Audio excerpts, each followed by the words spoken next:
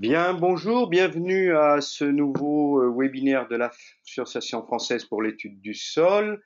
Nous ne sommes pas très nombreux, mais bon, voilà, les retardataires prendront le train en route comme d'habitude. Voilà, donc aujourd'hui nous partons sur un séminaire un peu différent des webinaires AFES habituels.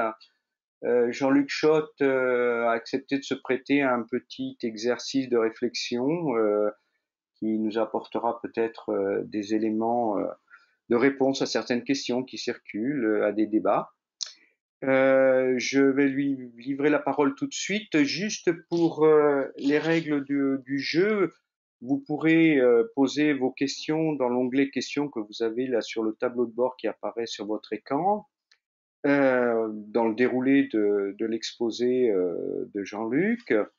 Et par la suite, pour lancer un peu plus le débat, nous ouvrirons le micro à tout le monde, mais je vous prierai de lever la main, comme ça je pourrai passer la parole de façon un peu plus circonstanciée et surtout un peu plus polie et qu'on se bouscule pas autour du micro tous en même temps. Donc Jean-Luc Schott est directeur de recherche à l'IRD, d'ancien directeur de l'UMR Eco et Sol. Et Jean-Luc, la parole est à toi. Merci. Bonjour à toutes et à tous. J'espère tout d'abord que vous allez bien. Je vais fermer ma caméra pour pas prendre trop de place sur votre écran. Est-ce que je pense que vous m'entendez bien et que vous voyez mon exposé. Donc, je suis ravi d'être parmi vous et de présenter quelques éléments de réflexion. Et je remercie l'Association française pour l'étude du sol de m'offrir l'occasion de partager mes réflexions et surtout, comme le disait Michel en introduction, de recueillir vos réflexions sur le thème sol, développement durable, interface, sciences politiques et diplomatie scientifique. Je change de diapo en espérant que ça fonctionne. Voilà. De nos jours, il est largement accepté et reconnu que la science et la technologie dialoguent avec la sphère des décideurs publics. Et ce dialogue est le fil rouge de mon intervention. Mais il est également intéressant de noter que la sphère des entreprises s'est largement appropriée l'importance des sols. Le secteur privé utilise, comme par exemple sur cette diapositive, le World Business Council for Sustainable Development, une organisation mondiale qui regroupe plus de 200 entreprises de premier plan, entreprises qui travaillent ensemble pour accélérer la transition vers un monde durable. Ces entreprises, dans leur plan stratégique, utilisent ces images qui sont sur cette diapo numéro 2, du sol, à l'interface de plusieurs conventions, des images qui montrent l'importance du sol et des images qui sont proches de celles que l'on trouve dans des papiers scientifiques. Le sol est donc bien dans tous les agendas du développement durable.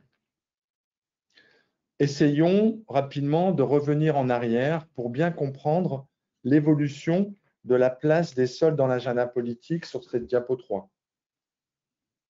En juin 1972, les Nations Unies organisent à Stockholm une conférence internationale où, pour la première fois, les questions d'écologie sont placées au niveau des préoccupations internationales. Les participants adoptent lors de cette conférence une déclaration en 26 principes et un vaste plan d'action pour lutter contre la pollution. Notamment, ce sommet a donné naissance, entre autres, au programme des Nations Unies pour l'environnement. Sur cette diapo, la FAO adopte en 1981 la première version de la Charte mondiale des sols, qui sera révisée en 2015. En 1987, le rapport Brundtland, Our Common Future, introduit le concept de développement durable et décrit les moyens pour atteindre ce développement durable. Le rapport explore les causes de la dégradation de l'environnement. Il tente de comprendre les interconnexions entre équité sociale, croissance économique et les problèmes environnementaux. Et ce rapport développe des solutions politiques qui intègrent ces trois domaines. En 92, sur cette diapo 6, la conférence des Nations Unies sur l'environnement et le développement, ou sommet de la Terre qui s'est tenu à Rio de Janeiro, a eu pour but de concilier, de réfléchir aux modalités de concilier développement économique mondial et protection de l'environnement. Le sommet de la Terre a été le premier grand rassemblement de dirigeants mondiaux représentant au total 178 nations. Ce sommet a donné naissance, entre autres, à la Convention sur la diversité biologique, la Convention cadre des Nations Unies sur le changement climatique, et la conférence de Rio de 92 a demandé, sur proposition des États africains, de mettre en place une troisième convention de lutte contre la désertification. Cette convention a été adoptée le 14 juin 1994 à Paris, et le 17 juin est devenue la journée mondiale de lutte contre la désertification et la sécheresse. Et vous aurez noté que le 17 juin, c'est aussi demain.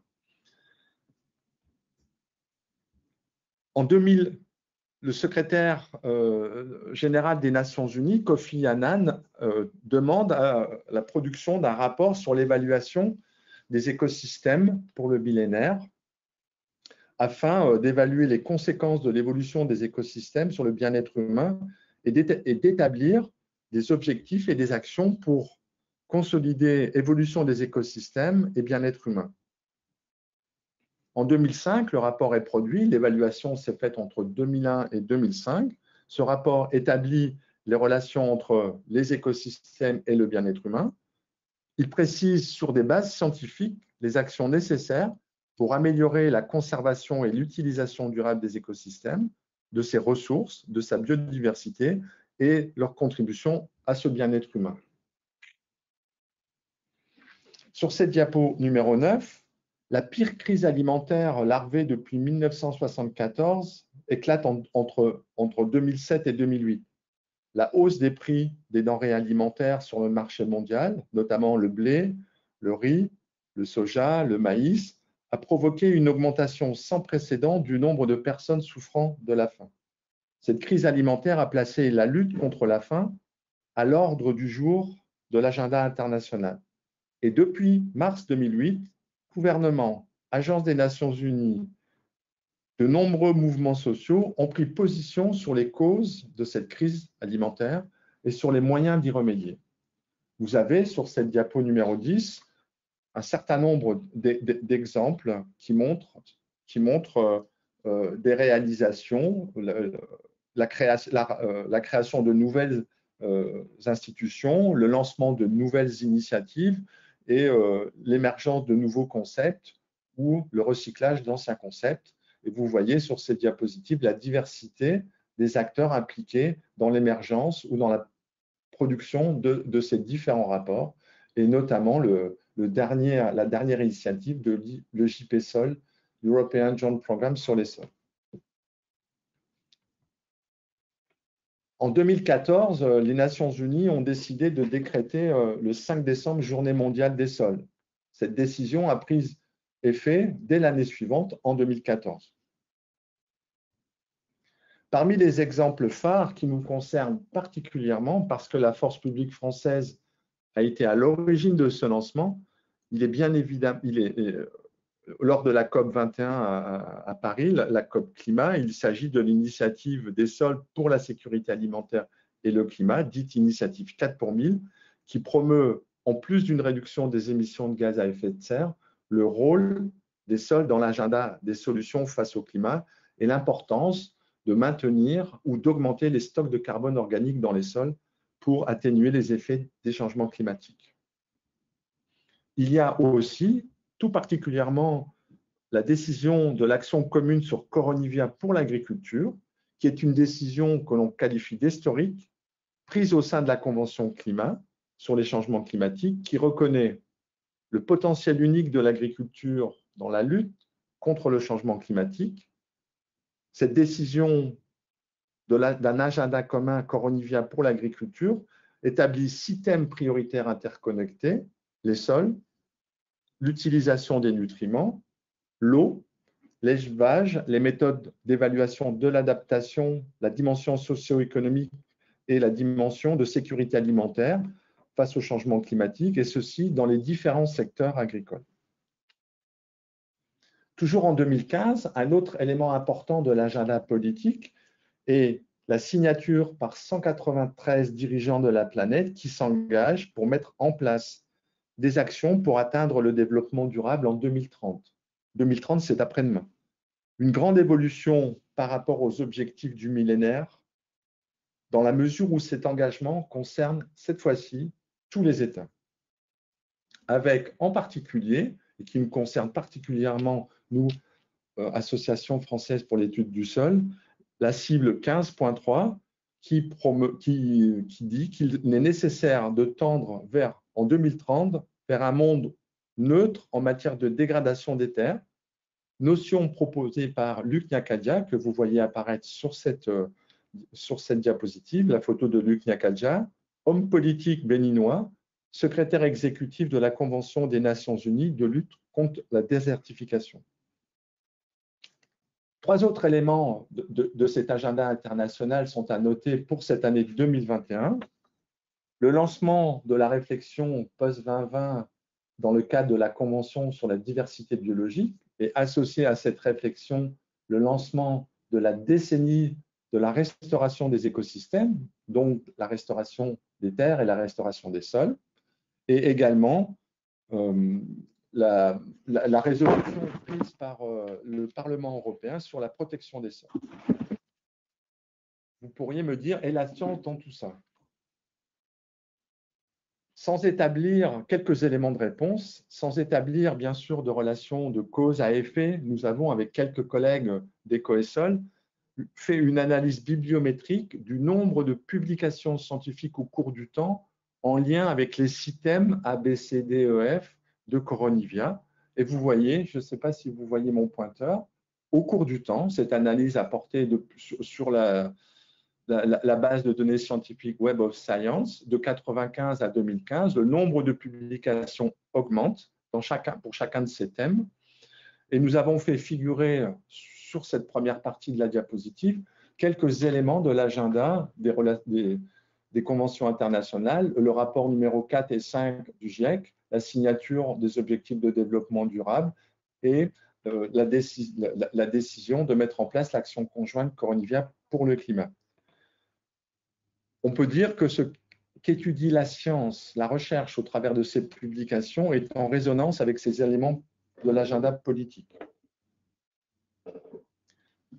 Plus précisément, je vais prendre deux exemples de l'importance de la science dans le dialogue politique. Le premier de ces exemples concerne l'initiative 4 pour 1000. Nous savons bien au sein de la FES, puisque les deux auteurs de ce papier de 99, Jérôme Balaisan et Dominique Arouet, sont des membres de notre association, que c'est ce papier qui a servi de fondation, on dirait aujourd'hui maintenant d'évidence scientifique, à Stéphane Le Foll, ministre de l'Agriculture, lors de son intervention à la conférence internationale sur l'agriculture et le climat en 2015 à Montpellier, et qui à ce moment-là interpelle les 700 chercheurs présents à cette conférence sur le rôle des sols, le stock de carbone dans les sols, dans l'atténuation des changements climatiques. La science, les évidences scientifiques a nourri et éclairé le discours politique. Si je change d'exemple et que je prends cette fois-ci l'exemple du dialogue science-politique sur le terme de la dégradation neutre des terres, comme je le disais précédemment, c'est Luc Nyakadia, homme politique béninois, qui, lors de son mandat en tant que secrétaire exécutif de la Convention désertification, lance le concept de dégradation neutre des terres. Et vous vous rappelez, ce concept, il est repris dans la cible 15.3 des objectifs de développement durable. Alors que ce n'est qu'en 2018 que les experts scientifiques de l'interface sciences politiques de la Convention désertification, qui donne un cadre scientifique, conceptuel, à la notion proposée par Luc Nyakadia de dégradation neutre des terres. Nous voyons, j'espère que vous partagez mon analyse, à quel point l'agenda politique a évolué et à quel point les sols ont pris de la place dans cet agenda. Si cette place de la science et de la technologie dans les relations internationales est bien connue des historiens, en d'autres termes, La diplomatie scientifique n'est pas une pratique nouvelle. En revanche, nommer diplomatie scientifique, ces pratiques résultent d'une démarche récente. En effet, ce n'est que dans les années 2000, en 2008, sous la houlette de la création d'un centre pour la diplomatie scientifique par la Société américaine pour l'avancée des sciences, que ce terme, que la première définition de diplomatie scientifique est partagée au sein de la communauté des scientifiques. C'est en 2010 que l'Académie britannique des sciences publie un rapport que l'on considère comme fondateur. Que dit ce rapport? Comment ce rapport décrit-il la diplomatie scientifique? Dans ce rapport, la diplomatie scientifique est décrite autour de 3 piliers. Le premier de ces piliers est la science pour la diplomatie. Tout pays s'attache à promouvoir la communauté de ses chercheurs sur la scène internationale et à faciliter la coopération scientifique entre pays. Pour y parvenir, la puissance publique utilise à cet effet 2 leviers. Le premier de ces leviers est celui des accords de coopération scientifique et technologique entre gouvernements, plutôt des accords bilatéraux, voire quelques-uns des accords multilatéraux, qui sont destinés à inscrire dans un cadre officiel des priorités de recherche partagées. Et cela aboutit très souvent à la construction de grandes infrastructures de recherche. L'autre vecteur de la diplomatie scientifique pour la science est celui des réseaux diplomatiques à l'étranger. Les ambassades qu'un pays déploie dans le monde ont parmi leurs missions l'accompagnement des échanges scientifiques bilatéraux. Les conseillers et attachés scientifiques qui travaillent aident à la mobilité des chercheurs. Un autre pilier dans ce rapport décrit la science pour la diplomatie. Dans certaines situations, les relations scientifiques peuvent prêter main forte à la diplomatie. Il en est ainsi lorsque, par exemple, les tensions politiques entre pays ne permettent pas à la diplomatie traditionnelle, je dirais, de s'exprimer. En aidant à maintenir ou à restaurer des liens entre pays qui ont officiellement du mal à se parler ou même ne se parlent plus du tout, la science agit comme un substitut de la diplomatie. Dans ce rapport décrit la diplomatie scientifique autour d'un troisième pilier. C'est la science dans la diplomatie. Certains dossiers de politique étrangère requièrent les éclairages de la science, ceux notamment qui découlent de l'application des conventions internationales. Vous vous rappelez notamment les 3 conventions de la première réunion en Rio, du sommet de la Terre en Rio. Ces conventions internationales portant sur des questions soit d'environnement, de santé ou de sécurité. Les diplomates en charge de la négociation et du suivi de l'application et de la mise en œuvre de ces conventions ont besoin d'être guidés, éclairés dans leurs décisions par de l'expertise scientifique.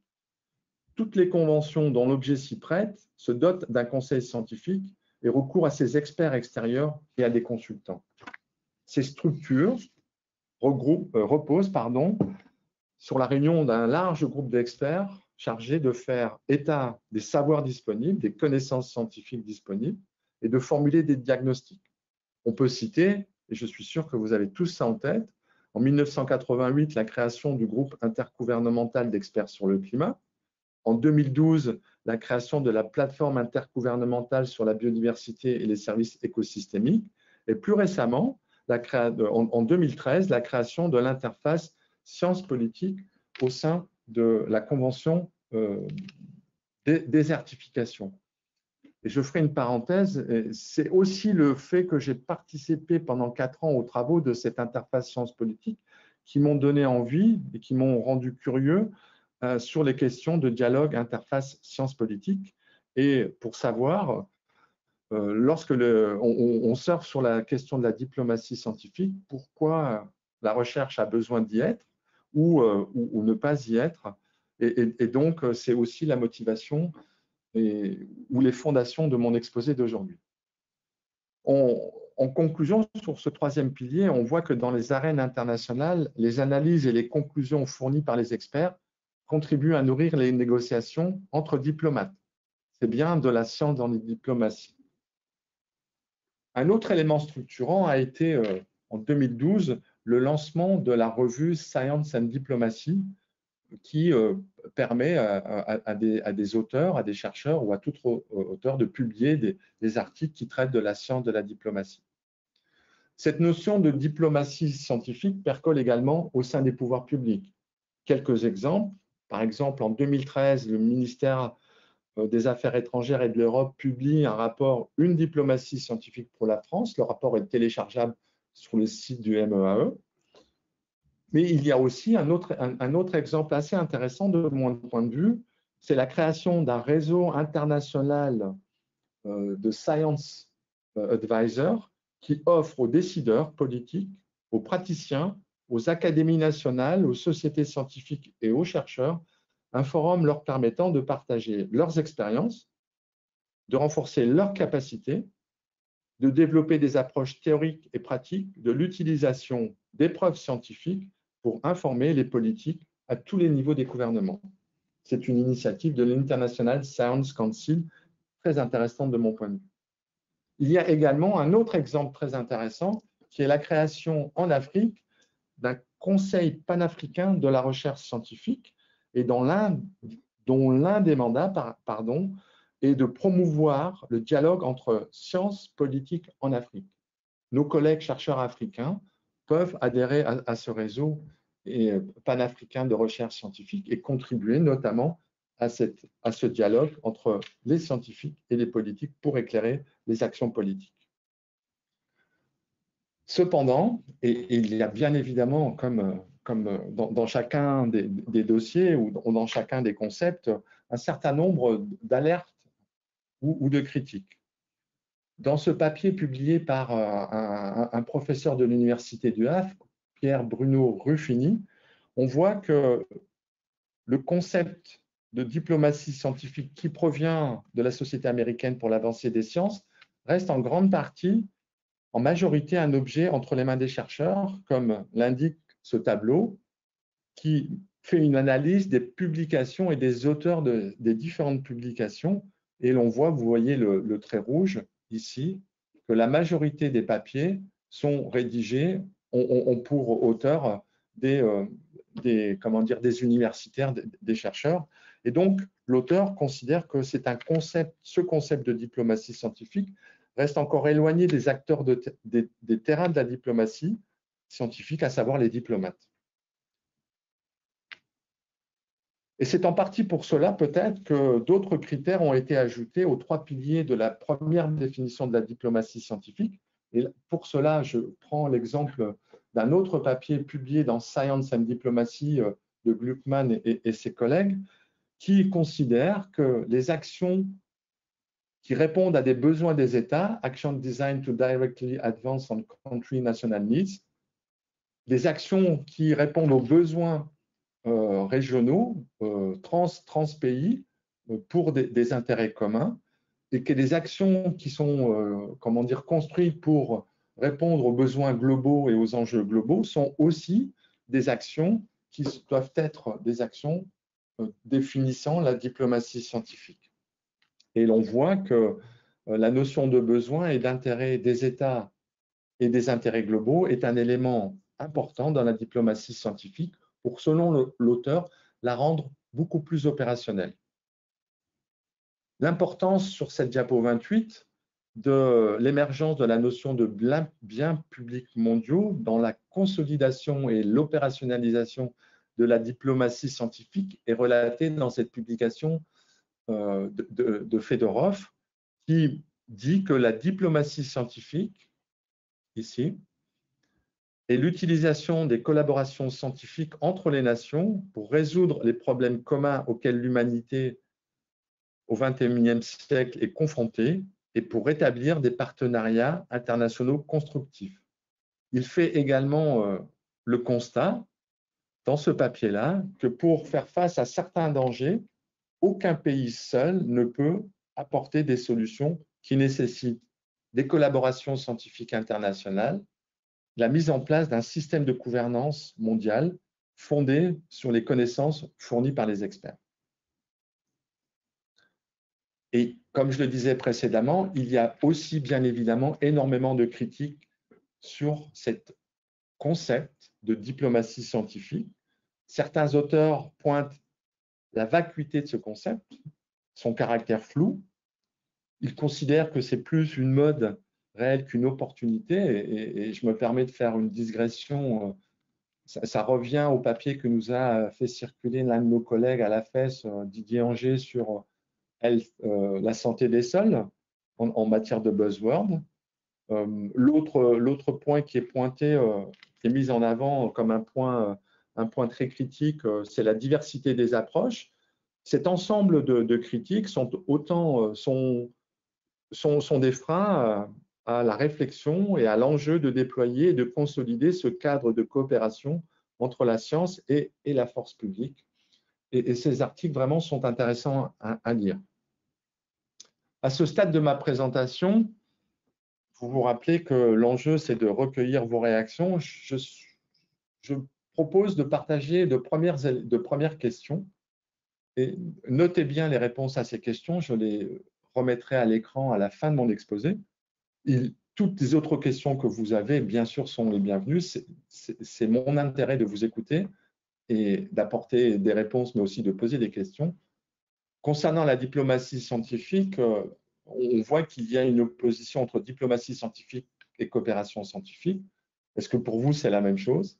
On voit que diplomatie scientifique montre une relation directe avec les intérêts des États, que coopération scientifique internationale n'est pas nécessairement liée à des intérêts de la force publique.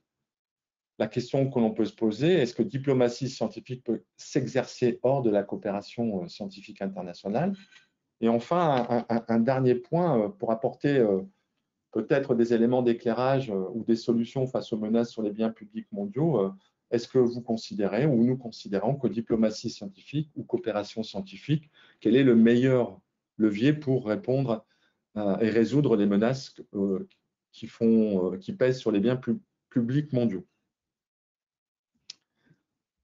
Je voudrais aborder la dernière partie de mon exposé et pour partager avec vous quelques questions sur quelle posture les scientifiques doivent, peuvent ou ont à leur disposition dans ce dialogue entre les chercheurs que nous sommes et la sphère publique. Pour argumenter mes propos, je vais m'appuyer sur trois papiers, trois documents importants. Le premier de ces documents, publié en 91 par Roger Pickle, un collègue anglais, à partir d'un ouvrage qui s'appelle The Honest Broker, le courtier honnête. Je reviendrai sur cette définition. Une publication de 2013 de Audrey Corot, publiée dans Vertigo, sur la question des controverses environnementales, de l'expertise et de l'expertise de l'expertise. C'est aussi très intéressant. Et surtout, je vais utiliser ce graphique issu d'un papier publié en 2018 par Émilie Crouzat et ses collègues, qui permet de projeter sur ce plan, dans l'axe des abscisses, plus de science et plus de politique, dans ce domaine de l'interface science-politique. Et dans les quelques diapos qui suivent, je vais vous présenter le cheminement que proposent les auteurs pour répondre à la question « Quelles sont les postures possibles pour les scientifiques dans cette interface science-politique ?» Et ce cheminement, il est articulé autour de 4 questions. La première de ces questions est la suivante. La science est-elle connectée à la gouvernance politique? Si la réponse est non, les auteurs considèrent que le chercheur est un chercheur pur scientist. Si la réponse à cette question, oui, la science est connectée à la gouvernance, la question suivante est, les résultats scientifiques peuvent-ils à eux seuls répondre aux enjeux? Les politiques utilisent les résultats scientifiques et ça alimente leurs enjeux. Si la réponse est oui, la science est considérée comme un garant du discours politique. Dans cette partie de ce graphique, les auteurs considèrent que c'est par curiosité et la compréhension des scientifiques que la posture du scientifique se situe. Si la réponse à la question numéro 2 est non, la question suivante dans ce papier est celle-ci. La science est-elle utilisée avec comme objectif de conduire à des options spécifiques, souhaitées, choisies, décidées par le pouvoir politique? Si la réponse est oui, dans ce cas-là, les auteurs considèrent que la science est le gardien. Il joue le rôle de plaidoyer. Ces résultats alimentent un plaidoyer politique sur des options prédéfinies par la puissance publique. Si la réponse à la question numéro 3 est non, la question suivante est donc, la science est-elle utilisée pour explorer des options alternatives? C'est très important. Nous avons sur la question 3, les options sont prédéfinies. Pour la question 4, on utilise la science pour explorer des options alternatives co-construites avec l'ensemble des décideurs, à côté de l'ensemble des choix présélectionnés par la force publique. Si la réponse à cette question, la science est-elle utilisée pour explorer des options alternatives? Et non, les auteurs considèrent que le scientifique est l'un des leurs, un officier, un membre de leur staff. Si en revanche, la réponse à cette question, la science est utilisée pour explorer des options alternatives à la vision politique, les auteurs considèrent que si la réponse est oui, pardon, les auteurs considèrent que le scientifique est ce qu'ils appellent un courtier honnête ou un honest broker. Et je refais le lien avec l'ouvrage intéressant publié en 1991 par Pickle. Et nous avons, dans ce cas-là, dans cette partie de ce diagramme, la science et les chercheurs facilitent les processus politiques. Je voudrais revenir dans cette diapositive de façon un peu plus précise à la notion de courtier honnête. Et il y a à nouveau dans ce papier de Gluckman une analyse très intéressante et surtout ce que j'ai retenu pour mon exposé, ce que considère l'auteur comme étant des recommandations importantes pour un courtage efficace, pour que le scientifique participe efficacement à ce dialogue science politique dans le cadre de faciliter les processus politiques et les processus de négociation. Ces 10 recommandations sont: il est important d'examiner la dynamique de la demande et la dynamique des politiques. Il est important de reconnaître la question politique et de se poser, est-ce que la question est-elle bien posée? Il est important d'évaluer les bases de connaissances probantes qui vont alimenter ou qui vont faciliter le processus politique. Et à contrario, il est important d'évaluer les lacunes en matière de connaissances. 6, de communiquer les incertitudes. Et ça, c'est un élément très important selon moi. Personnellement, je considère que communiquer les incertitudes à la force publique est un élément très important et peut-être que les scientifiques ne le font pas, pourraient le faire encore mieux.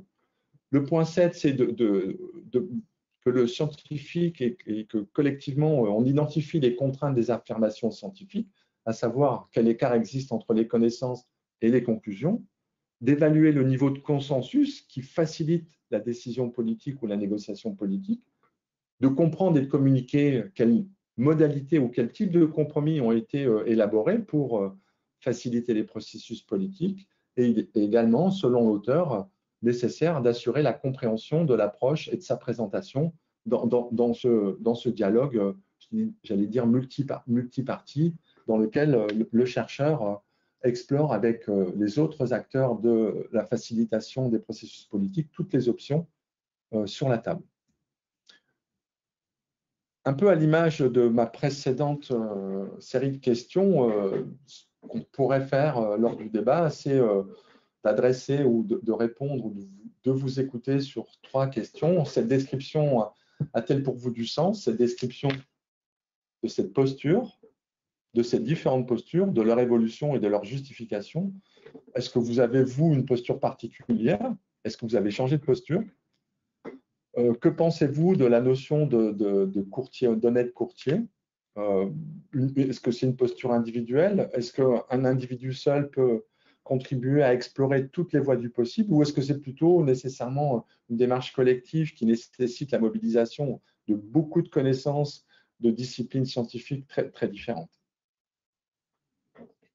Voilà, j'en ai terminé ou quasiment terminé. Et pour les conclusions, en fait, je n'ai pas de conclusion. J'ai envie de vous donner le micro. Peut-être que la question que l'on pourrait partager au sein de notre association, c'est quelles sont ou ne sont pas, pour notre communauté, les actions de diplomatie scientifique dans les agendas à venir, climat, biodiversité, désertification et restauration des écosystèmes. Et je remets les différentes questions que j'ai soulevées lors de mon exposé. Et je vous remercie pour votre attention et je suis à votre écoute, prêt à répondre à vos questions. Merci beaucoup. Merci Jean-Luc de nous avoir remis tout ça sur la table. Moi j'avais une toute première question. Je vois qu'il y a des choses qui commencent à arriver. Voilà. Tac, tac, tac. Un instant, s'il vous plaît. Voilà, je donne un.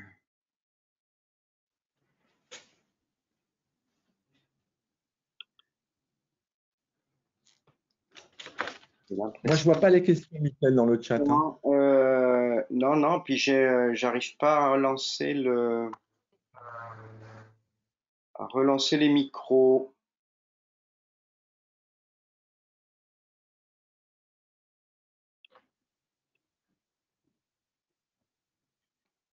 Alors, alors ils sont activés ou pas, je sais pas. Donc on a une première question de Philippe Billet. Je vais la traduire puisque j'ai Non, l'impression. si tu veux, pardonne-moi, je peux le reprendre si tu Ah, veux. très bien, Philippe, parce que moi je ne vois pas à Je le l'écran sens. que vous avez vos micros d'ouvert. Il y a un petit problème Oui, de connexion. Vas-y, Philippe, je t'en prie. oui, merci. Mais merci Jean-Luc pour ton intervention. Simplement par rapport à, j'étais très intéressé par tout ce que tu as dit sur la question de la diplomatie scientifique, mais je m'interroge quand même.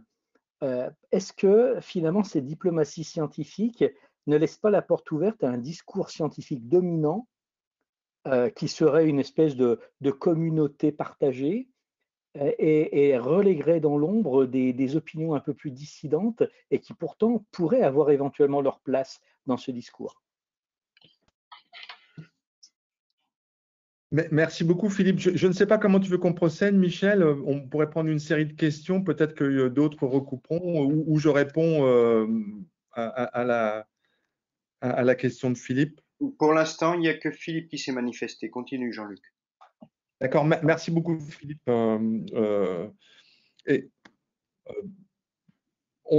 effectivement, c'est vraiment pour ça que je veux dire, la question qui se pose à nous, c'est pour éviter effectivement comment dire, ce que tu décris comme un message de la science dominante ou qu'il est très important, de mon point de vue, de s'intéresser et d'être en mesure de faire passer dans les différentes options possibles sur la table l'ensemble l'ensemble de ces options basées sur des faits scientifiques.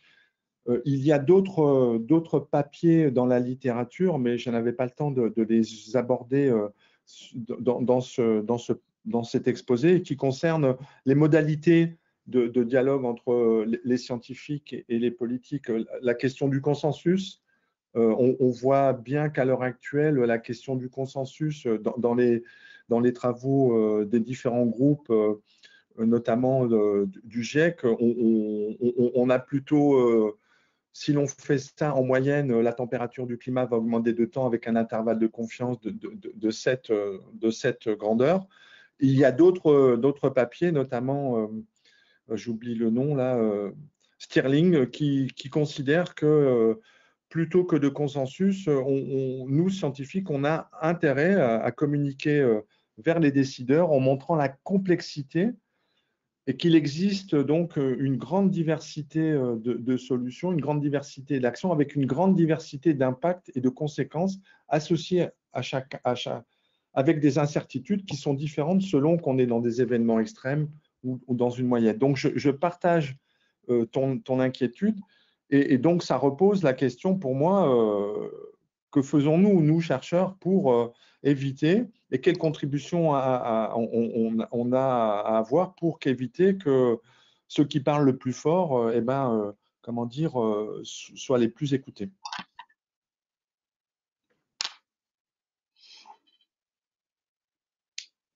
Merci Jean-Luc. Là,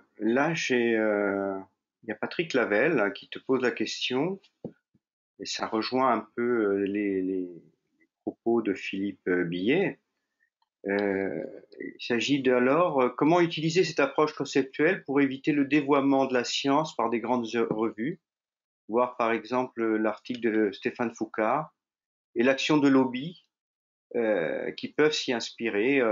Il met entre parenthèses confère le sujet sur le glyphosate par exemple, où il y a eu vraiment des gros problèmes sur les plus vieilles publications concernant les faits sur le glyphosate en général, et en particulier dans la santé. Je salue Patrick, j'espère que tu vas bien. Est-ce que la science, est-ce que le chercheur que chacun d'entre nous on est dévoyé parce qu'il dialogue avec les politiques et que une partie de son message, je ne crois pas, moi personnellement non. J'ai d'excellentes relations de collaboration avec les services des ministères des Affaires étrangères, que ce soit sur les questions de désertification. Avec Philippe Billet, on est au CSFD et c'est notre mandat. Voilà. Et donc, toutes les controverses, il appartient à nous, chercheurs, de contre-attaquer lorsqu'on a des évidences scientifiques qui sont dévoyées. Et je ne crois pas qu'il faille, comment dire, faire porter le chapeau à ceux qui le disent. C'est à nous de réagir. Donc, je dirais, et c'est peut-être le message principal de mon exposé, c'est soyons actifs, soyons proactifs sur ces enjeux globaux qui, à un moment donné, ont besoin de la science pour mettre en place des solutions dans l'agenda politique. Et quand il y a des choses qui ne sont pas, qui sont dévoyées, ben, mobilisons-nous pour dire non, c'est pas comme ça. Non, ce sont des fausses bonnes idées et non, il n'y a pas de fait scientifique. Donc, je dirais que presque la balle est dans notre camp et c'est probablement l'un des messages principaux de mon exposé que je partage avec vous. Enfin, toujours est-il que c'est ce que j'essaye de faire avec d'autres collègues, hein, pas tout seul, bien sûr. Mais c'est au moins ma posture. Alors, en attendant qu'il y ait d'autres réactions, je me permettrai d'en poser une. Donc, du coup, où est la frontière entre parce que tu as utilisé le mot plusieurs fois, entre le chercheur, le scientifique et l'expert? Parce qu'à un moment donné, justement dans ce tableau, où est-ce que le chercheur devient expert? Lorsqu'il a passé Oui, justement, lorsqu'il est là en tant que courtier, l'expert et le courtier, ou où est-il? Alors, moi, je vais livrer, bien évidemment, enfin, non, mon sentiment personnel basé sur mon expérience, mon expérience. Et avant de répondre directement à ta question, Michel, quand j'ai vu apparaître dans ce dialogue sciences politiques, la question de la diplomatie scientifique, et qu'on voit que les États surfent sur la diplomatie scientifique, que les établissements de recherche s'approprient ce terme, et c'est une bonne chose, et qui surfent sur la vague, je me suis dit, mais moi, en tant qu'individu lambda chercheur, j'ai besoin de comprendre de quoi il s'agit. Est-ce que c'est une vague qui peut être utile pour la recherche que je fais? Et où est-ce que je vais m'y perdre? Je vais me noyer. Et donc, c'est cette motivation, et comme je le disais, hein, les 4 ans d'expérience au sein de l'interface sciences politiques de l'UNCCD qui m'ont rendu curieux par rapport à tout ça. Une fois que j'ai dit ça, par rapport et je vais avouer de façon très transparente, je ne savais pas bien où me positionner par rapport à ce schéma de Crouzac que j'ai remis à l'écran. Je ne sais pas si vous le voyez toujours. Et existe-t-il une frontière entre l'expert tel que point ou tel que les politiques l'entendent mon métier de chercheur qui produit à un moment donné des données sur les stocks de carbone dans les sols au Sahel, à quoi ça sert? Je dirais que la frontière n'est pas si grande que ça. Et pourquoi devrait-elle être grande? Voilà. Et donc, il y a cette évolution. Et l'autre point que je voudrais ajouter pour terminer ma réponse à ta question, Michel, c'est qu'il y a potentiellement des moments dans la carrière où, selon son appétence, sa curiosité, on peut passer de pur scientist à honest broker ou participer à cette partie-là. Et donc, je pense que ces frontières, elles doivent être perméables, elles doivent évoluer au cours de la vie scientifique, motivées par des appétences ou des conditions ou des opportunités qui s'offrent et que chacun peut saisir. Donc, ma réponse est, je ne pense pas qu'il soit nécessaire de différencier un chercheur et un expert tel que comment dire, les politiques, la pouvoir public définit ce nom d'expert. Ok, là, je voudrais passer la parole à Loïc Cessillon, mais je ne sais pas s'il a le micro. J'ai des problèmes sur ces histoires de micro. Il y en a qui me le signalent. Loïc, Non, en fait, on peut ouvrir nous-mêmes le micro. Bonjour, bonjour Jean-Luc. Merci beaucoup pour cette présentation que j'ai trouvée très stimulante. J'ai simplement essayé de donner quelques réponses aux différentes questions que tu avais posées. Et le format de nous poser des questions, j'ai trouvé ça aussi très intéressant. Pour revenir sur ta première question, entre diplomatie scientifique et coopération scientifique, non, effectivement, je trouve que c'est pas la même chose. Alors, il y a un recouvrement, mais que je trouve n'est que partiel entre les deux concepts, et notamment dans la diplomatie scientifique, et c'est peut-être quelque chose que tu n'as pas énormément évoqué dans ta présentation, il y a un aspect de compétition et d'influence avec la compétition pour attirer les meilleurs chercheurs dans son pays, et aussi la volonté d'influencer les autres pays via sa communauté scientifique nationale qui joue à plein, y compris sur les sols d'ailleurs. Et on l'a vu par exemple aussi avec l'exemple Make Our Planet Great Again. Ça, c'était un acte de diplomatie scientifique pour attirer les meilleurs chercheurs en France, par exemple, mais c'est juste un exemple récent qu'on a pu observer. Donc voilà, sur ma réponse à ta deuxième question, c'était est-ce que la coopération scientifique peut suffire pour apporter des solutions aux menaces qui pèsent sur les biens publics mondiaux? Non, je pense effectivement que c'est là où la diplomatie scientifique, et je pense que là je te rejoins dans ta position, elle peut vraiment très utilement compléter la coopération scientifique. Notamment sur la question des sols, où en fait on a besoin d'une action politique et d'une action citoyenne pour conserver les sols, en fait, en quelque sorte. Et après, sur une posture scientifique, alors c'est ce que j'écrivais dans le chat, mais je ne sais pas si tout le monde a accès. Voilà.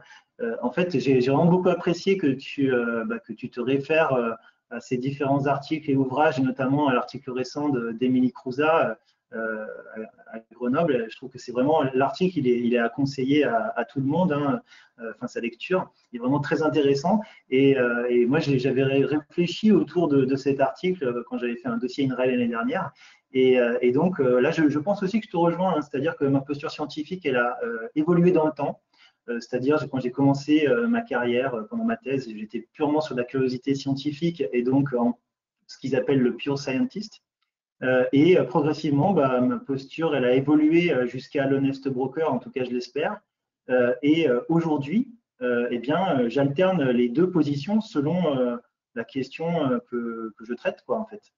Et c'est un aller-retour qui n'est pas forcément toujours évident, mais finalement, en fait, je trouve ça assez rassurant d'avoir des cadres conceptuels qui sont proposés par les collègues, notamment qui travaillent sur les services écosystémiques, hein, qui se sont posé la question un petit peu on va dire avant nous, communauté du sol, mais qui finalement peuvent se transposer de manière quasi immédiate sur tout ce qu'on fait sur les sols, vu qu'on touche à aussi pas mal de services écosystémiques et donc à des interfaces sciences-société. Voilà, donc j'espère que je n'ai pas été trop long, mais voilà, merci beaucoup Jean-Luc pour ta présentation et tes questions. Merci beaucoup, Loïc. Et en fait, je te remercie beaucoup pour ton commentaire et je te rejoins sur le point que tu évoquais concernant la question de la compétition dans la diplomatie scientifique. C'est effectivement l'un des livrables attendus d'attirer les meilleurs chercheurs. Voilà. Et effectivement, je ne l'ai pas abordé, mais ce point-là est abordé dans les papiers que je cite. Merci beaucoup, Loïc. Merci. Il y a un point, je vais traduire la question d'Agnès Gosselin, notre secrétaire générale de la FES, qui se posait la question du rôle des entreprises qui financent des universités pour orienter des recherches. Ça rejoint un peu la préoccupation aussi antérieure de Patrick Lavelle sur les grandes revues et les publications. Et tout comme l'appréhension de Philippe sur une instrumentalisation de la science à l'appui aussi de certains discours. Donc là, il y a un paquet de questions qui se rejoignent sur ce point. Je donnerai après la parole à Tiffaine Chevalier une fois que tu auras répondu, Jean-Luc. D'accord. Merci beaucoup pour cette question et je vais être à nouveau transparent. Ma seconde diapo de rentrer dans ce sujet en mettant une illustration à partir du World Business Council là, for Development était un peu, même totalement pour dire que les entreprises font aussi du business. Si vous lisez ce rapport, qui m'a d'ailleurs été transmis par un collègue, Dominique Mage, je ne sais pas s'il est en ligne, et je le remercie, Dominique, et bien évidemment, le côté instrumentalisation de la science, des résultats de la recherche, le discours dominant, comment dire, faire du greenwashing ou faire du business à partir de résultats scientifiques qui seraient interprétés façon est un enjeu. Mais ma réponse, j'ai l'impression qu'elle est la même que celle que j'ai donnée à Philippe. La balle est dans notre camp. Je veux dire, nous devons occuper le terrain et nous devons, je veux dire, en complétant nos expertises scientifiques individuelles, collectivement, être présent sur la scène, être présent et réagir lorsque des choses qui sont mises en place ne correspondent pas, ne sont pas basées sur des évidences scientifiques ou laissent de côté des incertitudes. La question des incertitudes, elle est majeure. Et il y a un certain nombre de papiers qui parlent d'humilité. Et donc, on doit contribuer à ce dialogue et on doit contribuer à cette controverse sur les bonnes fausses idées. Voilà, à nouveau, j'ai l'impression que c'est vraiment le message principal que je pourrais avoir pour cet exposé. J'espère avoir répondu. Tiffaine, est-ce que tu as la main sur ton micro? Est-ce que tu vois ton micro au vert? Oui. Mais vas-y, c'est à toi. Moi, j'avais une question, ce qui va un peu c'est toujours un peu la même idée, c'est de savoir s'il y avait un risque que la diplomatie scientifique, elle efface complètement la coopération scientifique. Parce que finalement, nous, c'est notre job de faire de la coopération scientifique.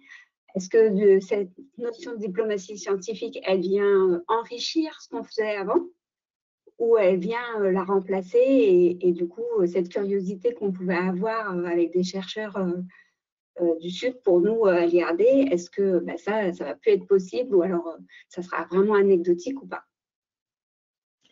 Merci beaucoup, Tiffaine. J'espère que tu vas bien. Ma réponse, je pense qu'il faut décorréler, c'est-à-dire décorréler diplomatie scientifique et coopération internationale. Il faut que la recherche fasse de la coopération internationale. Donc ça, c'est essentiel parce que la diplomatie scientifique, elle n'est possible que lorsque le dialogue scientifique entre les diplomates dans les questions de négociation, il est opérationnel et qu'il y a un terrain de compréhension et un terrain d'écoute. Donc, il faut mener de front ces aspects-là. Mais il est évident que lorsque les États sont en négociation, à un moment donné, lorsqu'ils négocient des textes pour, je veux dire, lutter contre la dégradation des terres et que le texte produit par les scientifiques promeut un certain nombre d'opérations, l'agroécologie ou d'autres, et que certains États considèrent l'agroécologie comme pas prioritaire, il pourrait considérer que via la coopération scientifique, avec les équipes de recherche des États qui se posent la question de la place de l'agroécologie dans leur plan d'action, on peut aussi avoir une action de ce côté-là. Donc, ce n'est pas du tout antinomique, c'est vraiment la synergie que l'on doit trouver et qu'on doit mener de front, en parallèle, en se coordonnant.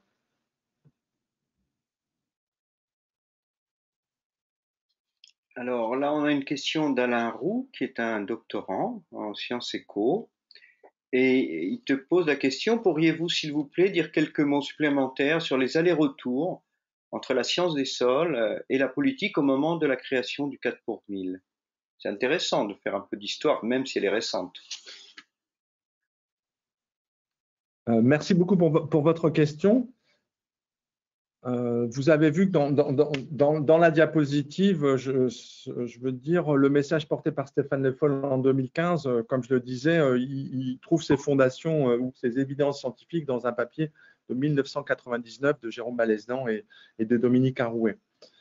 Ça, je dirais que c'est le premier pas. À partir de mars 2015, à Montpellier, où Stéphane Le Foll interpelle la communauté scientifique à Montpellier en disant les copains chercheurs, si l'on veut atténuer le changement climatique, peut-être qu'on pourrait s'intéresser au carbone dans les sols.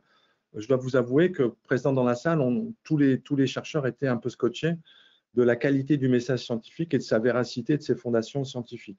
À partir de là, s'est engagé tout un processus, à la fois porté par le politique, qui a abouti en décembre de la même année au lancement de l'initiative 4 pour 1000, et les chercheurs. Et je dirais que au départ, la coordination française a été assurée par l'INRAE, le CIRAD et l'IRD.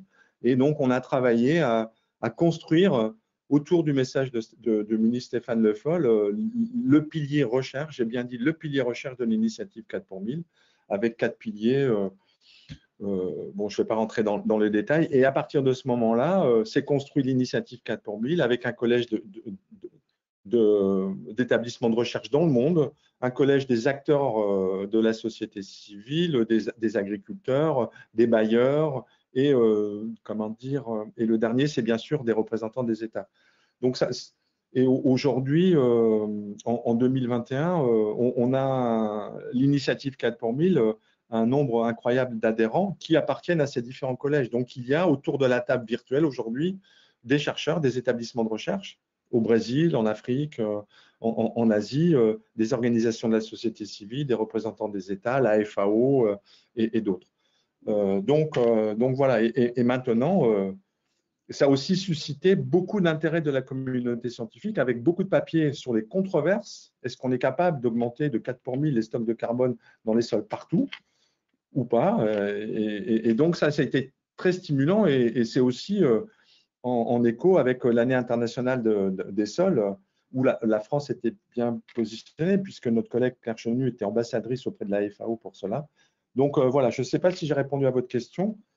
Donc c'est parti de loin et ça s'est accéléré lors de la COP21 à Paris et ça continue à s'enrichir en prenant en compte toutes les visions de tous les acteurs, dont les acteurs de la recherche. Et il y a depuis l'année dernière un document qui décrit les visions et la mission de l'initiative 4 pour 1000, avec une vision des chercheurs, mais aussi une vision de tous les autres acteurs.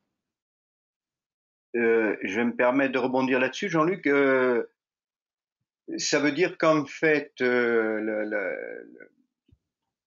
l'action 4 pour 1000 au niveau international est peut-être un nouveau modèle d'action, c'est-à-dire bien défendre par un lobbying scientifique là où il faut chez les politiques un certain nombre de sujets, et puis laisser agréger la mayonnaise autour du sujet, de la controverse et puis des possibles solutions pour mobiliser des gens. Nous, enfin au niveau scientifique, on l'a bien vu puisqu'il y a eu beaucoup de papiers, on a suscité beaucoup de papiers avec cette affaire et dans les revues de sciences du sol en particulier. Donc ça, c'était tout à fait intéressant. Donc, mais là, du coup, le 4 pour 1000 tel que tu le brosses, c'est à deux facettes. Il y a de la coopération scientifique, manifestement, mais il y a aussi le petit pendant, le petit quelque chose de cette diplomatie dont tu parlais aussi.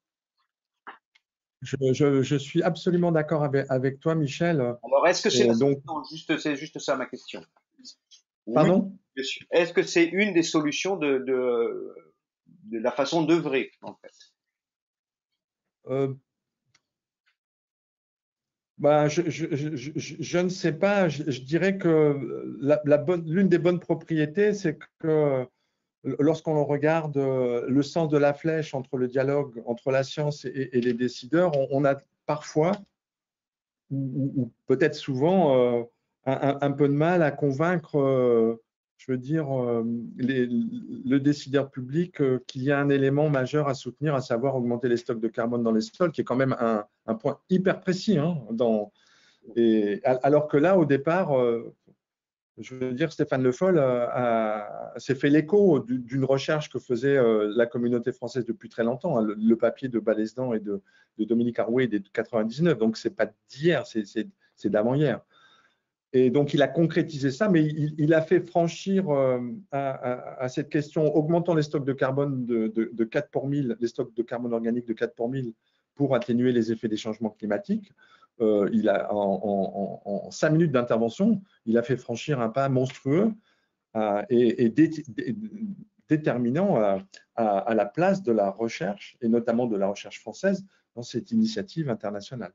Donc, je ne sais pas si on peut considérer que c'est un modèle. En revanche, ce qui est sûr, c'est qu'il réunit tous les acteurs qui s'intéressent à l'agriculture au sens large.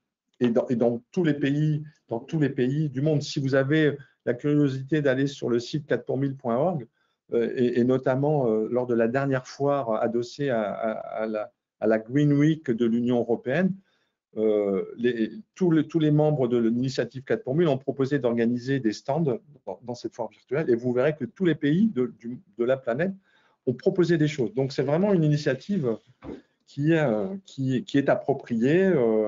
Voilà. Est-ce qu'elle est opérationnelle suffisamment? Est-ce qu'elle est opérationnelle partout? Est-ce qu'on va régler les problèmes partout? C'est encore des choses qui restent à faire, mais au moins, elle est agrégeante. Voilà. Donc, je dirais peut-être, pour répondre à ta question. Ouais. Alors, du coup, il y a une réaction aussi de Philippe Billet, de nouveau. Il dit, du coup, quid de la science comme un élément de coopération entre les États, la connaissance ouverte et donc, du coup, le science bien commun, point d'interrogation. Ah oui, Philippe. Oui, bien sûr, Philippe, je suis d'accord avec toi. La question des sciences bien communs, elle est majeure. Mais oui, voilà. Et peut-être qu'une partie de ma réponse incomplète, c'est quand on regarde les 17 objectifs de développement durable, on n'a pas d'ODD sur la science. Et que quelque part, alors que tout le monde prône la diplomatie scientifique, donc oui, je suis d'accord avec toi. C'est pour ça que dans la diplomatie scientifique, souvent on reconnaît à la science son langage universel, son appropriation universelle, probablement plus pour certains États que le discours, l'action politique ou la posture politique. Donc effectivement, la science comme valeur universelle, elle est fondatrice, et c'est bien ça qu'il faut défendre. Je suis d'accord avec toi, Philippe. Alors du coup, il y a une réaction intéressante sur l'honnête courtier d'Agnès Gosselin qui nous dit, mais est-ce que le rôle alors d'une société savante comme la FED serait de se positionner comme l'honnête courtier à un moment donné? Ça c'est une bonne question. Moi personnellement, je considère, c'est un peu ce que j'ai essayé de dire dans mon propos, que je rappelle que cette marche nouvelle qu'on franchit en regardant et en lisant le papier de Crouza et en lisant l'ouvrage de Pickle de 91, cet honest broker, si l'on veut explorer d'autres options que les options prédéfinies par comment dire, la force publique, je fais une parenthèse, si la force publique décide de dire bah, moi je voudrais que le stock de carbone dans les sols joue un rôle important dans mon plan d'action, on va mobiliser des chercheurs et des experts sur le stock de carbone dans les sols agricoles. En revanche, si sur la table il dit au-delà de ce qu'on a nous envisagé ou prédéfini comme priorité, on voudrait explorer toutes les autres possibilités dans un domaine particulier, il est important bien évidemment dans ces cas-là de mobiliser des acteurs ayant des compétences très variées, sans a priori, et peut-être que sans dominance d'action à prévoir. Et là, pour rebondir sur la question de Philippe Billet, peut-être que c'est à ce moment-là que, on va dire, la science non dominante peut aussi contribuer à apporter des éclairages pour explorer toutes ces options. Et donc, pour boucler mon propos, c'est que moi, personnellement, je considère que, et c'était un peu ma question, que pour être un courtier honnête, un individu me paraît c'est très difficile. Je ne sais pas si chacun d'entre nous peut se targuer d'être interdisciplinaire à fond. C'est pour ça que je pense que c'est collectif. Et donc, ça rebondit sur la question qui vient d'être posée donc, je crois que c'est une démarche collective. Donc, voilà. Et cette démarche collective, je ne sais pas dans quelle mesure la FES peut se l'approprier, de quelle façon, mais définitivement, je pense que c'est bien une démarche collective de contribuer à la facilitation du processus politique. Dans cette option, on examine toutes les options, même celles qui ne sont pas sur la table d'un point de vue de l'agenda politique. Alors, il y avait une question qui revenait là sur sur l'affaire pas l'affaire, la vie du 4 pour 1000 à sa naissance. Alors, c'est Frédéric Régnier qui te demande qui avait soufflé cette intervention question au ministre Le Foll, un politique, un scientifique bien connecté aux politiques, ou des politiques qui connaissaient certains scientifiques. Mais ça, c'est pour la petite histoire. Enfin, nous, on sait qui c'est, mais. Bonjour Frédéric. Je n'ai pas la réponse à ta question, Frédéric. Et voilà. Mais voilà, je n'ai pas la réponse. Voilà. Michel dit qu'il l'a, donc. On racontera ça autour d'un verre un soir, mais voilà. Non, mais je ferai un raccourci, je dirais simplement, c'est une bonne connexion entre dans les chevaux du petit microcosme français. On n'est pas un très très grand pays et on n'est pas très nombreux, donc à un moment donné, les connexions au ministère se font. Alors, c'est pour ça, si tu permets, je rebondis sur la question posée par Frédéric et qui me semble alimenter une partie de mon propos. C'est, je vais utiliser un raccourci peut-être un peu brutal. C'est la présence des chercheurs dans ces interfaces de dialogue sciences politiques. Parce que potentiellement, des idées d'aujourd'hui, les idées qui sont partagées ne sont pas dans l'agenda et peut-être qu'elles le seront demain ou après-demain. Et donc, de construire comment dire, une collaboration ou un dialogue de confiance me paraît essentiel. Et ce n'est pas quelque chose que l'on fait, je dirais, sur des actions, je dirais, de commando, c'est des choses sur le long terme. Et je pense que c'est ce qui s'est passé pour ce message-là. Et quand on lit les papiers de diplomatie scientifique, mais vous serez tous d'accord avec ça, que la question de confiance entre tous les acteurs, elle est primordiale. Voilà, on a confiance, on comprend la question, on comprend que la question peut être reposée ou questionnée elle-même. Et c'est comme ça qu'on construit ce dialogue sciences politiques. alors du coup, il y a une intervention de Sabine Martin. Je ne sais pas si elle a le micro, si elle est ici. J'ai activé.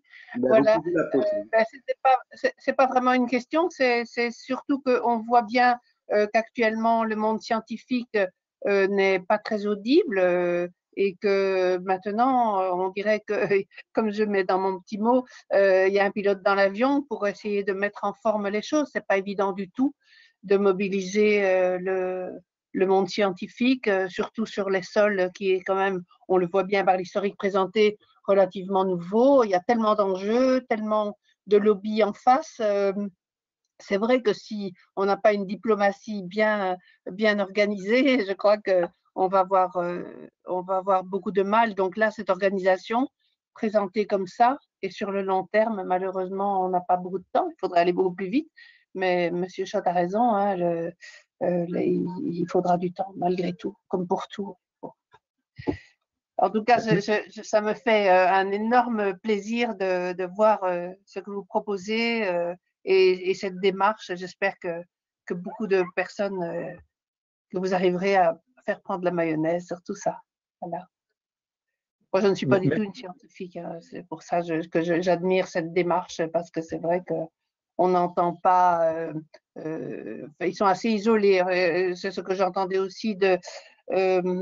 Comment s'appelait-il encore Marcel Boucher qui disait,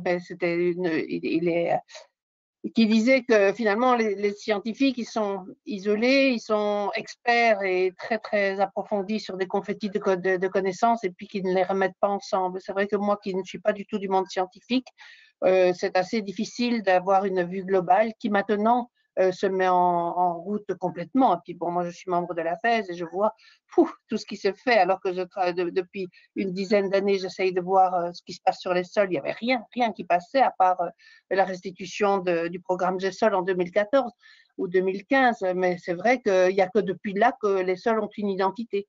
Moi qui cherchais des choses sur les sols, je ne trouvais rien sur le site de la Banque mondiale, n'importe où on allait, ou alors je n'avais pas les... Moi, je suis qu'une bénévole par ailleurs, donc je ne suis pas scientifique et c'est vrai que ce n'est pas évident et grâce à la FES, on peut vraiment avoir des sources, des repères pour avancer, quoi. Pour avancer. Moi, je travaille particulièrement sur la qualité de l'eau, puisque j'étais membre du comité de bassin d'eau-Garonne pendant le dernier mandat. Et c'est vrai que là, quand on parlait des sols, on parlait un petit peu, on avait l'air d'être un peu hors sujet, quoi. En fait, on parle. Alors aussi, ce qui me surprend beaucoup, pour vous, ce n'est pas une surprise, mais ce qui me surprend beaucoup, c'est que quand on parle de l'eau, on parle de l'eau et des milieux aquatiques, alors que si on veut avoir de l'eau dans les milieux aquatiques et dans les rivières, eh bien, il faut s'occuper des sols. Ça passe par les sols d'abord. Et la sécheresse actuelle, à mon sens, mais ça, je n'ai pas de corroboration, c'est que du pragmatisme, de corroboration scientifique, mais à l'heure actuelle, il y a un tel assèchement des sols par perte justement de carbone dans les sols sont tellement décarbonés que en fait, les sols, c'est un peu comme la mer, quoi. L'eau, elle devrait être partout dans les sols. Et là, elle est qu'à certains endroits, il y a beaucoup d'endroits où c'est complètement sec, très bas. Mais parce qu'on a tout fait, les fossés profonds, drainage, mais généralisé, des routes partout. Donc, en fait, on a tout fait pour assécher les sols et maintenant, on se plaint que les sols soient secs. Alors, voilà, quoi. Comment allons-nous prendre le bébé? Voilà, mais je ne veux pas monopoliser la parole. Alors, merci beaucoup pour votre commentaire et vos encouragements. Et c'est vrai que la FES est une association assez prodigieuse. Oui. Alors, il y avait Lauric, si tu veux la main, tu demandais la main. Tu as levé la main, vas-y. Merci beaucoup, Michel. Oui, alors, pour rebondir juste sur ce qui vient d'être dit, sur les confettis de connaissances, je suis tout à fait d'accord avec cette remarque que j'aime bien. Et dans l'article d'Émilie Crouzat, hein, je crois qu'il est fait mention des science in the making, c'est-à-dire, et je pense que la science du sol est tout à fait là-dedans, c'est-à-dire que en fait, la connaissance, on est en train de la créer au moment où les questions se posent pour la société et nous sont posées par les politiques. Et donc, ça nous condamne un petit peu à essayer d'adopter, alors individuellement ou collectivement, comme dit Jean-Luc, la position d'honest broker. Mais c'est ce côté science in the making, c'est-à-dire qu'on a plein de choses qui ne sont pas stabilisées, on avance en même temps que les questions sont posées, c'est très délicat, et cette position d'honest broker, elle est intéressante par rapport à ça aussi. J'avais une réaction sur la question de l'instrumentalisation de la science, via la diplomatie scientifique, et donc risque de discours dominant. Moi, je pense qu'en fait, ça a toujours existé, cette instrumentalisation de la science, mais que finalement, mettre des mots sur ce concept de diplomatie scientifique, finalement, ça peut être aussi une façon de cadrer les liens qu'il y a entre science et politique, notamment politique étrangère, et donc de mieux en cerner les potentiels dangers, justement. Donc, moi, je préfère qu'on cadre les choses plutôt que finalement ça existe et qu'on ne fasse pas attention à ça. Ensuite, je voulais revenir sur l'initiative 4 pour 1000. Et donc, moi, je pense que c'est une action de diplomatie scientifique française très forte et qu'il faut que ce soit dit comme tel. On avait discuté un peu à 7 lors du colloque sur la recherche française et internationale, voilà, sur le carbone du sol. Mais en fait, il y a eu vraiment une influence de la science du sol, notamment française, sur la politique, sur les politiques pour amener ce discours de Le Foll. Donc là, effectivement, il y a eu une influence de la science vers le politique, mais en retour aussi, ce qu'on n'a pas discuté, c'est qu'il y a eu une influence du politique sur la science. Parce que finalement, quelles conséquences ça a? C'est qu'on a un fléchage de ressources financières qui n'ont pas été augmentées sur le carbone du sol. Donc pendant ce temps-là, eh bien l'argent dédié aux recherches sur le sol ne vont pas à d'autres questions tout aussi importantes. On peut penser à la pollution, par exemple. Et aussi, il faut voir que c'est un outil très fort d'influence pour l'image de la France dans le monde, l'initiative 4 pour 1000. Et ça, donc j'avais une question pour Jean-Luc par rapport à ça, ou si quelqu'un a la réponse. Il y avait la Global Research Alliance qui était en fait qui est née bien avant l'initiative 4 pour 1000.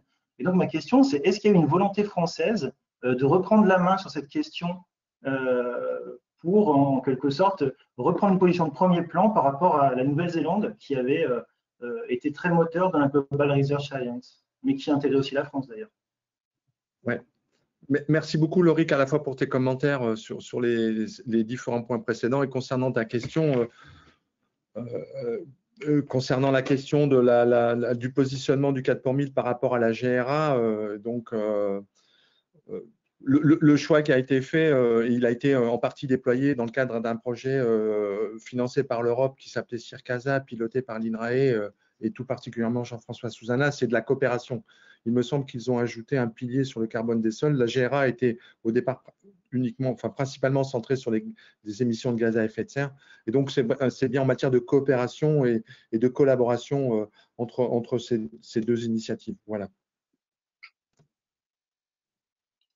Ok, Jean-Luc. Il y a peut-être un petit point de Chantal Gascoel. Je ne sais pas si vous avez le micro.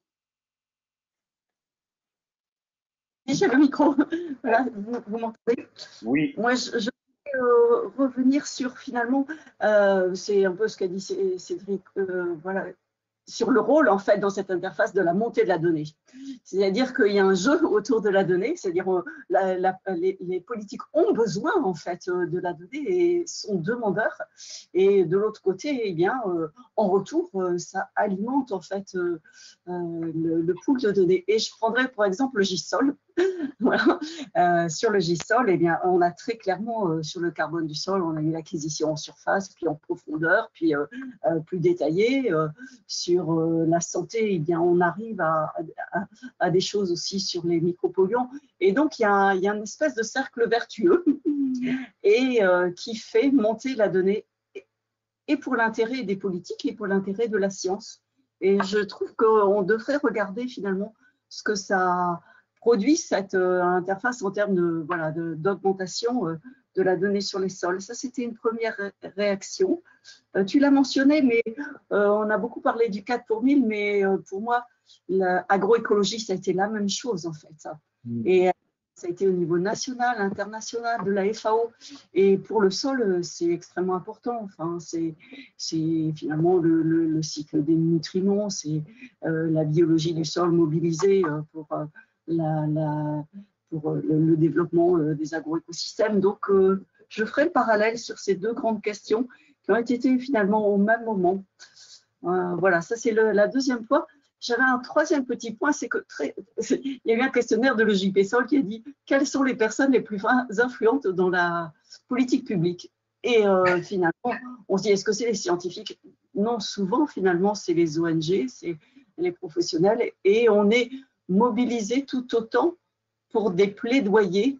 Je vois l'INRAE, on a des conventions avec les grandes ONG et ils mobilisent de plus en plus. Et donc finalement, dans cette diplomatie, en fait, il y a des boucles qui sont directes et des boucles qui sont indirectes et qu'il faut manier avec équilibre, avec prudence, avec voilà, un certain recul. Et pour la petite histoire, je voulais raconter une anecdote sur le 4 pour 1000. Moi, ce qui m'avait frappé, c'est que finalement, je ne suis pas de cette sphère de carbone, mais c'est la mobilisation de tous les scientifiques, et tu l'as bien dit, Jean-Luc.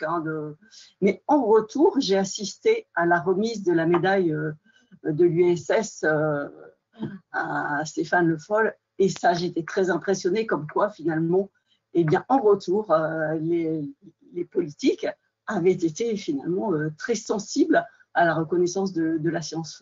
Voilà, c'est une petite anecdote pour dire que la boucle bien explicitée et bien comprise, elle est intéressante aussi, et elle a une dimension humaine intéressante. Enfin, voilà, il n'y a pas que, il ne faut pas le voir sur le plan totalement neutre.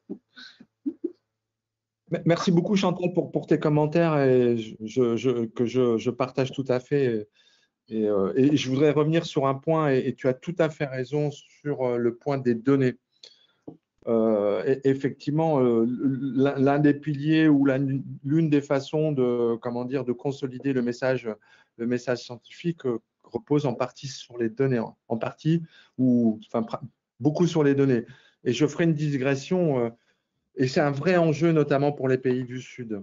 Et je prendrai l'exemple, tous les pays du Sud qui ont signé la convention, qui adhèrent, qui sont membres de la convention de désertification, comme pour les questions de climat, doivent faire un rapport de l'impact des actions qu'ils mettent en œuvre pour lutter contre la dégradation des terres.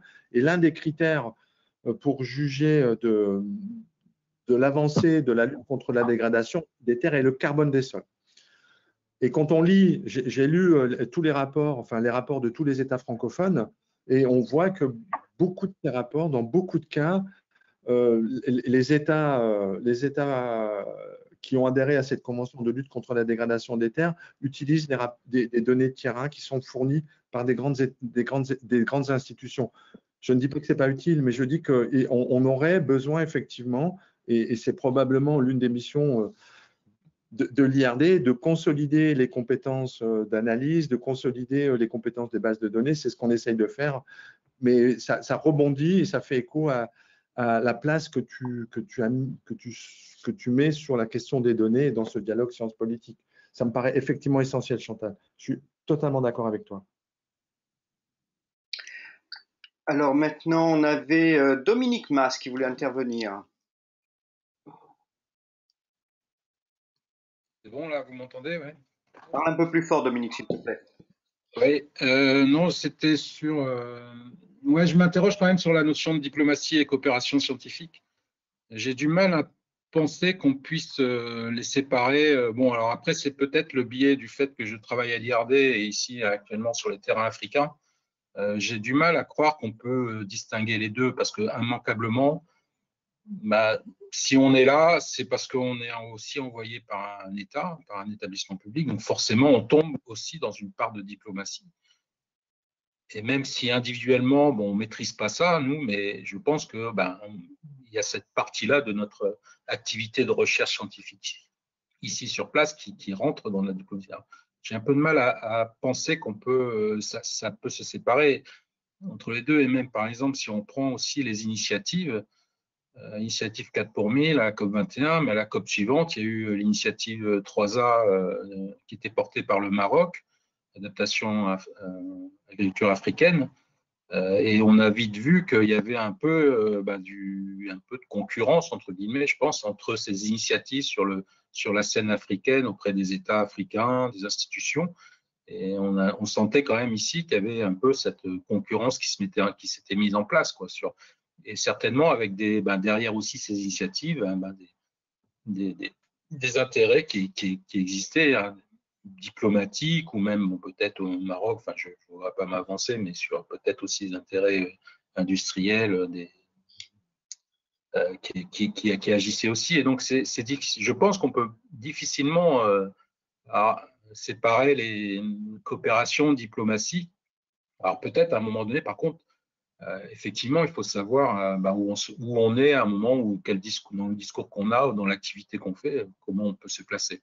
Alors j'aurais une question pour terminer sur dans le schéma là, de Crouza, enfin issu de Crouza, qu'est-ce qu'on met derrière politique en fait? C'est quoi? Parce que est-ce que c'est les décideurs politiques? Est-ce que c'est un gouvernement? Est-ce que c'est des décideurs qui sont élus Parce qu'on voit aussi de plus en plus quand même maintenant que cette décision, elle est aussi sous l'influence d'une opinion publique, de réseaux sociaux, de discours divers et variés. Et comment se positionne le scientifique par rapport à ça aussi? Est-ce qu'on est dans le même schéma? Est-ce qu'on reste dans ce même schéma, quoi, de relations, de sciences politiques, quoi? Ouais. Bonjour Dominique, merci. Je ne vais pas rebondir sur tes commentaires, hein, c'est une question ouverte, hein, c'est la question que je posais, donc j'ai bien noté ta contribution au débat là et je dirais à ma propre réflexion, donc merci pour ça. Après, je ne sais pas si vous voyez toujours mon écran partagé, ce schéma, il est construit par Crouza, il est vraiment, je dirais, adapté à la force publique, aux décideurs publics. Et ta question est elle est intéressante de savoir lorsqu'on dialogue avec d'autres décideurs, parce qu'effectivement, il n'y a pas que les décideurs publics, est-ce que ce schéma reste le même? Voilà, comme ça, à chaud, je dirais, je ne vois pas pourquoi il changerait, mais c'est à vérifier et ça pourrait être un sujet, je veux dire, juste de vérification. Chacun d'entre nous, autour de la table virtuelle, on a bien des collaborations avec des organisations de la société civile ou des décideurs locaux ou des entreprises privées.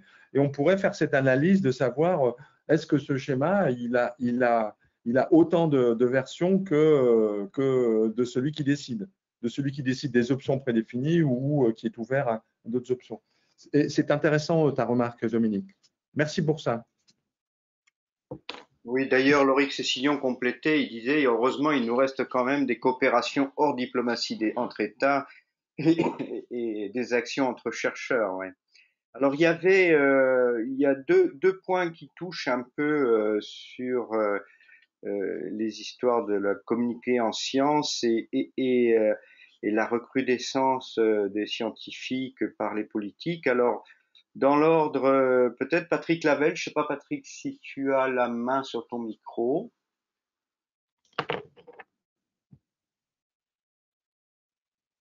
Ah. Ouais.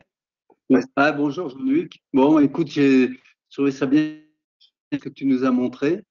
Et moi, pour avoir participé au Millennium Ecosystem Assessment, à l'IASTD, bon, ces grands trucs où on débat de science, où on essaye de donner une vision consensuelle des scientifiques. J'ai bien vu qu'en fait, les scientifiques sont pas d'accord entre eux. Par exemple, dans l'IASTD, il y avait un très fort contingent qui était très partisan des OGM et des pesticides que moi, en tant qu'agroécologiste, je combats. Et donc, je me demandais s'il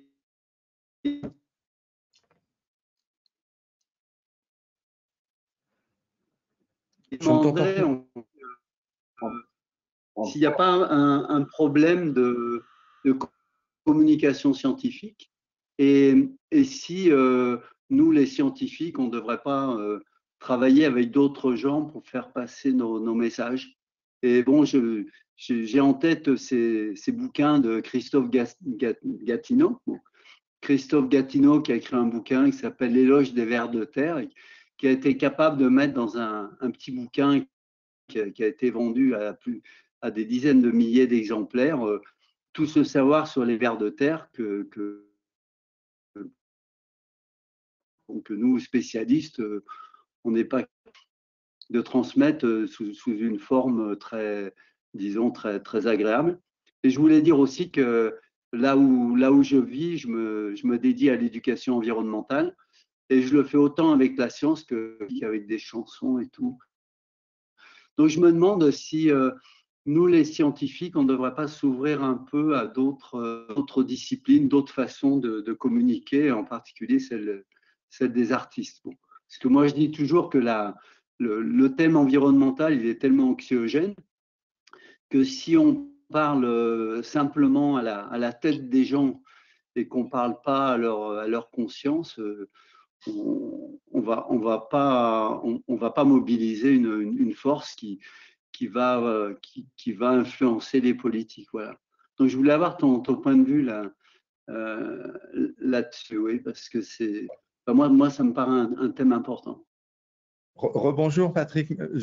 Alors, sur ton premier point, sur comment dire, les tensions ou les désaccords entre les communautés scientifiques, bien évidemment qu'elles existent. Et donc, c'est d'autant plus important que toutes les voix puissent s'exprimer. Voilà. Et donc, il faut à nouveau être présent.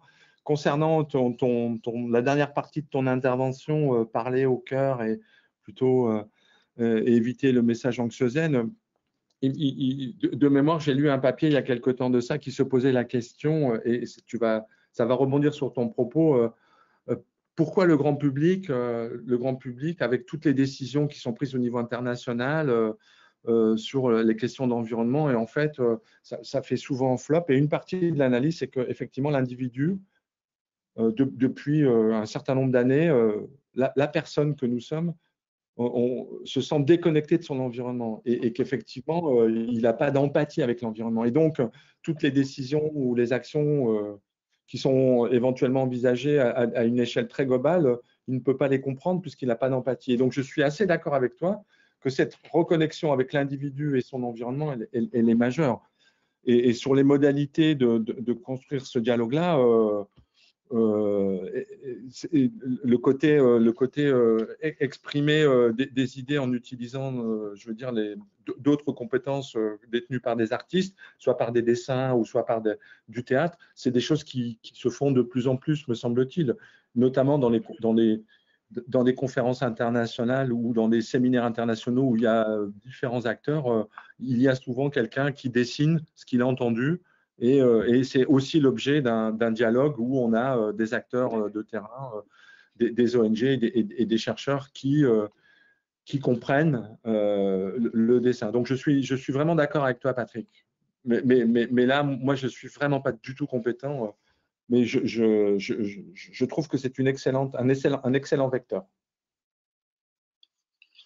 Alors du coup, on pourrait rebondir sur l'intervention de Philippe. Tu es toujours là et tu faisais la boucle entre l'interrogation, les interrogations que subissent les scientifiques et tu bouclais sur l'enseignement.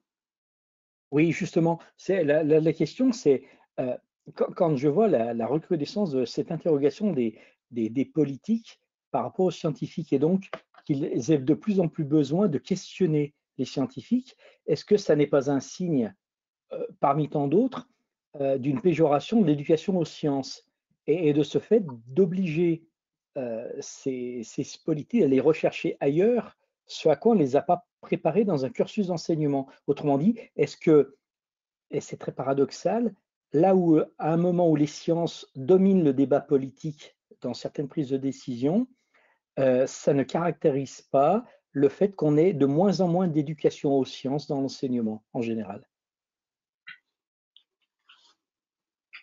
Ouais, merci Philippe. Ouais. Bon, je note ta remarque et j'avoue, je ne sais pas si des collègues autour de la table ont des éléments de réponse à la question que pose Philippe, mais effectivement, ça m'interroge. Donc, c'est quelque chose effectivement à conserver en tête, au moins que je conserverai en tête. Je ne sais pas si la réponse vient d'autres collègues. Oh, si tu veux, j'ai été interrogé l'autre jour dans le cadre d'une commission parlementaire sur les questions de sol, et les questions qui m'étaient posées me paraissaient sidérantes au regard du peu de livres. Moi, je suis juriste, hein, je ne suis pas scientifique des sciences dures, mais j'ai quand même un minimum de bagage. Et j'étais très surpris du questionnement basique des politiques ou en tout cas des personnes par rapport à des éléments qui me paraissaient d'une évidence telle que pour moi la question ne se posait même pas. Je me disais mais quel a été leur cursus pour qu'ils passent à côté d'évidence. Ok, bah, c'est hyper précis et quasiment caricatural, enfin très explicite ton propos. Non mais le sujet, je me permets d'intervenir là, c'est Michel. Le sujet est tellement chaud qu'on en a fait une petite session table ronde pour la semaine prochaine dans le courant de la JES où on a mis la problématique des enseignements et pour te répondre Philippe, il y a quelqu'un qui va nous apporter quelques éclairages de ce qui se passe dans l'organisation des programmes des lycées, en particulier en sciences naturelles. Donc ça va être tout à fait intéressant à écouter. Je vous invite à participer la semaine prochaine. Je ne sais pas s'il y avait encore des intervenants.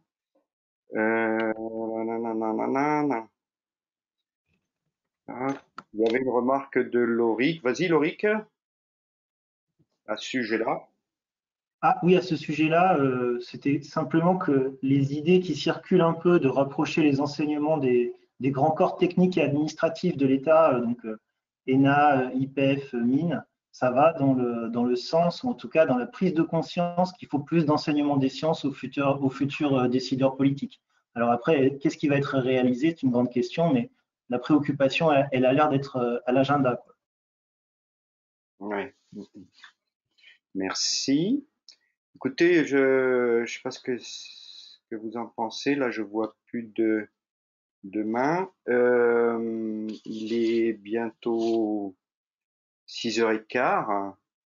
Ben, j'en profite pour vous remercier tous. On va peut-être, il y a eu quand même des points très intéressants. Je ne sais pas ce qu'en pense Jean-Luc, mais on va essayer de visionner, réécouter les rushs de cette séquence de webinaire, puis d'en faire peut-être un verbatim qu'on fera tourner. Peut-être que on fera évoluer un peu les idées, et puis on vous tient au courant de ça. On était une trentaine au début, on est un peu plus de 25 là encore.